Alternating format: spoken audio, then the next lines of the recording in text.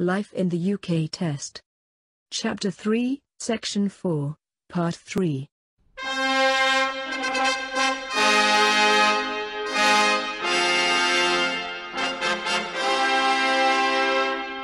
Disclaimer. This work is independent and non-official. It is a free help based on life in the United Kingdom. A Guide for New Residents 3rd edition Handbook. December 2015, Chapter 3 Section 4 Part 3. A Global Power. The Industrial Revolution, Part 2. Richard Arkwright, 1732–1792. Saifuddin Muhammad, 1759–1851. The Industrial Revolution. Richard Arkwright, 1732–1792. Born in 1732, Arkwright originally trained and worked as a barber. He was able to dye hair and make wigs. When wigs became less popular, he started to work in textiles. He improved the original carding machine. Carding is the process of preparing fibers for spinning into yarn and fabric. He also developed horse-driven spinning mills that used only one machine. This increased the efficiency of production. Later, he used the steam engine to power machinery. Arkwright is particularly remembered for the efficient and profitable way that he ran his factories. Better transport links were needed to transport raw materials and manufactured goods. Canals were built to link the factories to towns and cities and to the ports, particularly in the new industrial areas in the middle and north of England. Working conditions during the Industrial Revolution were very poor.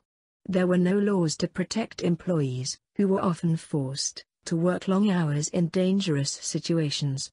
Children also worked, and were treated in the same way as adults.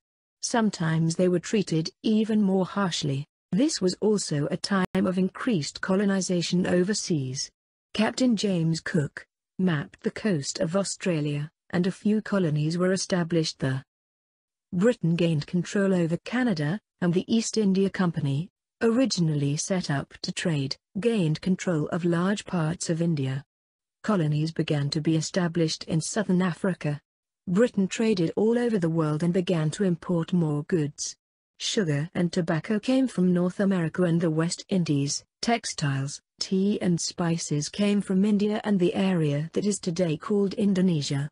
Trading and settlements overseas sometimes brought Britain into conflict with other countries, particularly France, which was expanding and trading in a similar way in many of the same areas of the world. Saifuddin Muhammad, 1759–1851. Muhammad was born in 1759, and grew up in the Bengal region of India. He served in the Bengal Army, and came to Britain in 1782. He then moved to Ireland, and eloped with an Irish girl called Jane Daly in 1786, returning to England at the turn of the century. In 1810 he opened the Hindustan Coffee House in George Street, London. It was the first curry house to open in Britain. Muhammad and his wife also introduced shampooing, the Indian art of head massage, to Britain. Study materials.